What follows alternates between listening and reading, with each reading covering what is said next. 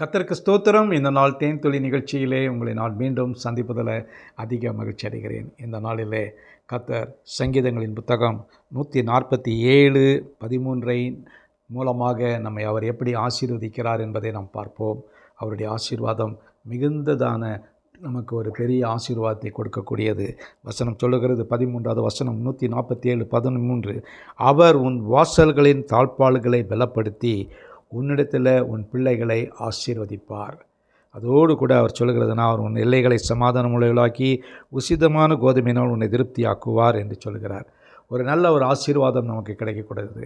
முதலாவதாக தேவன் சொல்லுகிறது, உன்னுடைய வீட்டுக்குள்ளாக இருக்கிற உன்னுடைய பிள்ளைகளை அவர்கள் உன்னுடைய வீட்டுக்குள்ளாக பத்திரமாக பாதுகாப்பாக இருக்கிறாங்க. அதற்கு மிக முக்கியம், ஒரு வீட்டுக்கு தாழ்ப்பாள் மிக முக்கியம். அந்த தாழ்ப்பாள்களை அவை பேட்லாக் என்று சொல்வார்கள். அந்த கேட்டுக்கு போடக்கூடியதான் பேட்லாக். அதை பலப்படுத்துகிறார். அநேக நகரங்களிலே அந்த பேட்லாக் பலவீனமாக இருந்தால் அந்நியர்கள் உள்ளே வந்து விடுவார்கள், திருடர்கள் உள்ளே வந்து விடுவார்கள், பல பிரச்சனைகள் வரும். வீடு திறந்திருக்கக்கூடாது. அந்த தாழ்ப்பாள்களை அவர் பலப்படுத்தக்கூடியவராக இருக்கிறார்.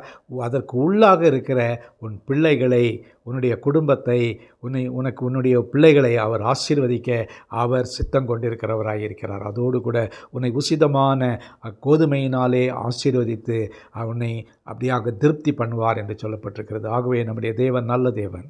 அவர் ஒருபொழுதும் நம்மை சபிக்கிறவர் அல்ல. அவர் எப்பொழுதும் நம்மை ஆசீர்வதிக்கிறார் தேவன். நாம் நன்றாக இருக்க வேண்டும் என்பதை தான் அவர் விரும்புகிறார். அப்படிப்பட்டதான தேவன் நமக்கு இருப்பதற்காக நாம் தேவனுக்கு கோடி நன்றி சொல்ல வேண்டும்.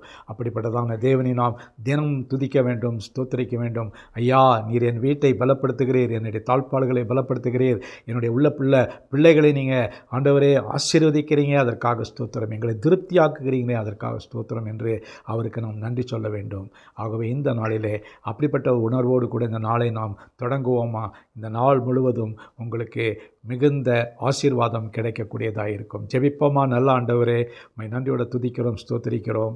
இந்த வேளையில் கூட விசேஷமாக நீர் உம்முடைய வசனத்தில் சொன்னது போல எங்களுடைய வீட்டில் உள்ள தாழ்ப்பாள்களை பலப்படுத்தி எங்களுடைய வீட்டுக்குள்ளாக இருக்கிற பிள்ளைகளை நீங்கள் பாதுகாத்து ஆசீர்வதித்து உசிதமான கோதுமையினாலே எங்களையும் திருப்திப்படுத்த வேண்டுமா ஜெபிக்கிறேன். அப்படியாய் நீ செய்ய போகிறதற்காக ஸ்தோத்திரம். இந்த நாளிலே அதை நீர் வாய்க்க பண்ண வேண்டுமா ஜெபிக்கிறோம், அதை எதிர்பார்க்கிறோம். ஆமேன், ஆமேன். இயேசுவின் நாமத்தில் ஜெபிக்கிறேன் நல்ல பிதாவே. ஆமேன், ஆமேன். கர்த்தர் உங்களை ஆசீர்வதிப்பாராக, ஆசீர்வதித்து திருப்தி பண்ணுவாராக.